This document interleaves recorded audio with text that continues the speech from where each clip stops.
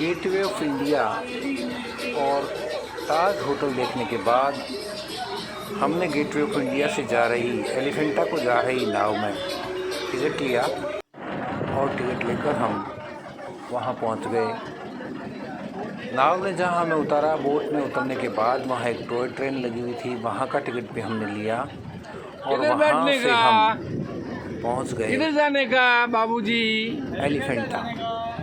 ये देखिए समुद्र के बीच में भी एलिफेंटा है।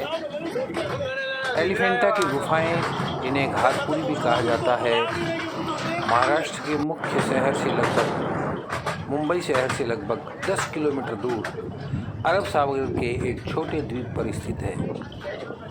ये प्राचीन गुफाएं भारतीय कला और स्थापत्य का एक अद्भुत नमूना है। एलिफेंटा की गुफाएं 5वीं से 8वीं शताब्दी के बीच बनाई गई थी। इन गुफाओं का निर्माण प्रमुख रूप से हिंदू और बौद्ध धर्म से संबंधित हैं।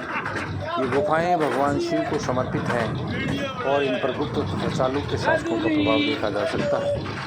गुफाओं का मुख्य आकर्षण भगवान शिव के विभिन्न रूपों की मूर्तियां हैं। सबसे प्रसिद्ध मूर्ति त्रिमूर्ति है, जिसमें शिव के 3 रूप सृजनकर्ता, संरक्षक और विनाशक को दिखाया गया है। गुफाओं में भगवान शिव के तांडव नृत्य, अर्धनारीश्वर शिव और शक्ति का सम्मिलित रूप और रावण द्वारा कैलाश पर्वत उठाने के दृश्य जैसे चित्रण मौजूद हैं। एलिफेंटा गुफाओं में कुल 7 मुख्य गुफाएं हैं, जिनमें से गुफा नंबर 1 सबसे महत्वपूर्ण है। पुर्तगाली काल में इन गुफाओं के द्वीप पर एक विशाल पत्थर की हाथी की मूर्ति मिली थी। इसी कारण से इन्हें एलिफेंटा नाम दिया गया। 1987 में एलिफेंटा की गुफाओं को यूनेस्को की विशेष विश्व धरोहर के रूप में मान्यता दी गई। आज ये गुफाएं भारतीय संस्कृति और कला का प्रमुख पर्यटन स्थल है।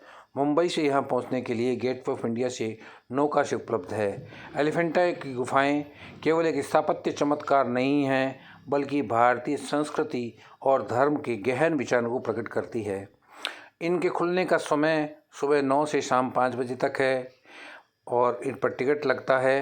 ये प्राचीन गुफाएं भारतीय कला और शिल्प की कौशल की उत्कृष्टता को प्रदर्शित करती है। इन्हें एक बार आप लोगों को देखने के लिए मुंबई जाते हैं तो ज़रूर जाना चाहिए। इन गुफाओं को देखिए, शिव का रूप है और इनको दर्शन करने के बाद हम मुंबई से रवाना हुए दमन के लिए। दमन जाने के लिए मुंबई से हमने सौराष्ट्र मेल से अपना टिकट बुक किया और पहुंच गए रेलवे स्टेशन। गाड़ी जो हमारी की हुई थी उसने रात को हमें ट्रेन के समय में रेलवे स्टेशन पहुंचा दिया और हम वापी के लिए बैठ गए। वापी से दमन की दूरी ज़्यादा नहीं है। वहाँ से हमें दमन से लेने के लिए हमारे मित्र आ गए और हम दमन के लिए रवाना हो गए।